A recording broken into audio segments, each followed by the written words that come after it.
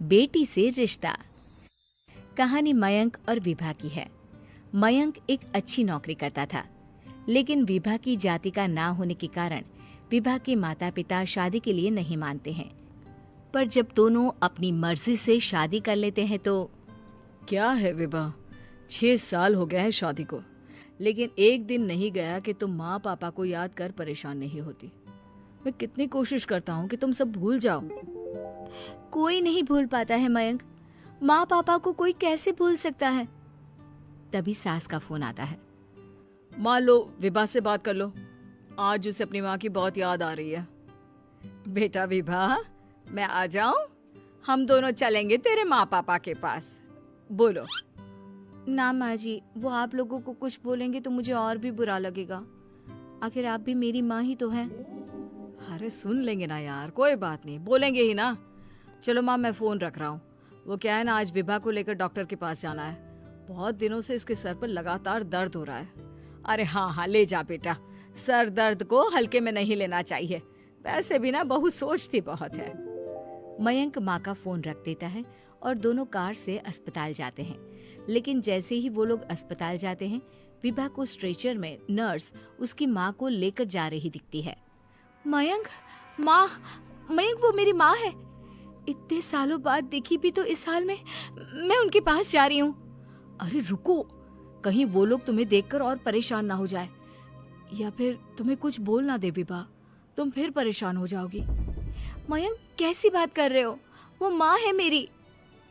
विभा पास खड़े अपने चाचा चाची से बात करने की कोशिश करती है, लेकिन वाह, तेरे जैसी बेटी जिसकी हो वो तो मर ही जाए तो अच्छा है।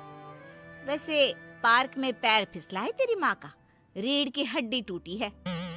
रिद्धि को चाची की बात का बिल्कुल बुरा नहीं लगता। शायद वो सुन ही नहीं रही थी कि चाची क्या कह रही थी। वो सीधे माँ के कमरे में जाती है। कौन है आप? ये मेरी माँ है, मेरा नाम रिद्धि। रिद्धि नाम है ना आपका? दर्द में भी ये आपका ही नाम ले रही थी। हाँ, ये सुनते ही रिद्धि का कलेजा मुंह में आ जाता है। ये वही माँ है जिसने कड़े शब्दों में ये कह दिया था कि अब तेरा मेरा रिश्ता खत्म। फिर रिद्धि का पति मयंक भी वहां आ जाता है। सामने खड़े होते हैं रिद्धि के पिता। पापा, क्या हुआ माँ को? वो पार्क में गिर पड़ी, रीढ़ की हड्डी में चोट आई है। रिद्धि पिता की तरफ देखती है, लेकिन पिता मुंह फेर लेते हैं। पता है मयंक, माँ दर्द में मेरा नाम ले रही थी। मेरी माँ मुझे याद कर रही थी मयंक। मैं माँ को कुछ नहीं होने दूंगी, देख लेना। हाँ रिद्धि, हम मिलकर माँ का ख्याल रखेंगे, उन्हें फिर से खड़ा कर देंगे। लेकिन भैया कहाँ है? रिद्धि पिता के सामने जाकर खड़ी हो जाती है। पापा, भैया कहाँ है? वो अमेरिका में है, वो नहीं आ पाएगा। रिद्धि फिर माँ की ओर ध्यान कर लेती है। उस पूरी रात रिद्धि माँ को देखती खड़ी रहती है।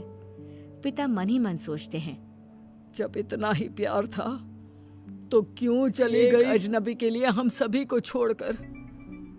तभी डॉक्टर बाहर आते हैं। आपकी वाइफ को होश आ गया है, क्या मैं उनसे मिल सकता हूँ?